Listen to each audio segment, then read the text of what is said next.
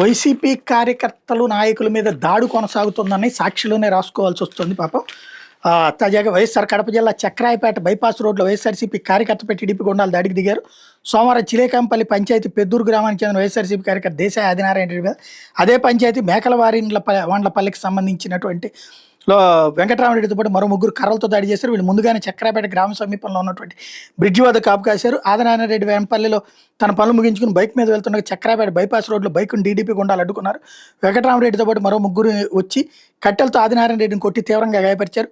ఈ సమయంలో ఎదురుగా ఉన్నటువంటి వాళ్ళు కారు రావడంతో పారిపోయారు. అప్పటికే ఆదినారాయణ రెడ్డి కాళ్ళు చేతులకు తీవ్ర గాయాలే. స్థానికులు అతన్ని వేంపల్లి ప్రభుత్వ ఆసుపత్రిలో అంచారు. ఈ దాడి మీద పోలీసులు కేసు నమోదు చేశారు. ఒకటి, రెండోది చితి పెట్టడానికి కూడా మొక్క దొరకదు అంటూ ఇంకొకటి. ఇది నాయకుడికి సంబంధించింది. వాట్సాప్ గ్రూప్లో వైఎస్ఆర్సీపీ నాయకుని మీద అసభ్య మెసేజ్లు పెట్టడమే కాకుండా దాన్ని ప్రశ్నించిందని టీడీపీ గుండాలు ఇంటి మీద దాడి చేశారు.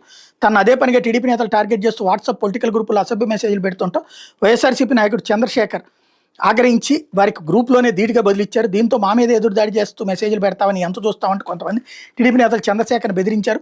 మా ఎమ్మెల్యే గురించి మాట తోలకు, ఆయన పైకి కనిపించేంత మంచోడు కాదు, మాతో పెట్టుకుంటే మాడి మసి అయిపోతావు, చితికి నిప్పెట్టడానికి కొన్ని భౌతికాలం మొక్క కూడా దొరక జాగ్రత్త అని చంద్రశేఖర్ని టీడీపీ నేత కటికి రవి హెచ్చరించాడు. అనంతరం తన అంచులతో చంద్రశేఖర్ ఇంటిపై రాళ్లతో దాడి చేశారు. ఈ ఘటన మీద చంద్రశేఖర్ భార్య పోలీసులు ఫిర్యాదు చేశారు. టీడీపీ నేతలు తమ ఇంటి తలుపులు బద్దలు కొట్టేందుకు ప్రయత్నించి తన భర్తను చంపుతామని బెదిరించారని పేర్కొన్నారు. అలాగే దాడి సమయంలో తమ ఇంటి వద్ద ఉన్న తన భర్త మిత్రుడు దినేష్ గౌడ్కి చెందిన జీప్ అద్దాలను ధ్వంసం చేశారని అందులో పేర్కొన్నారు.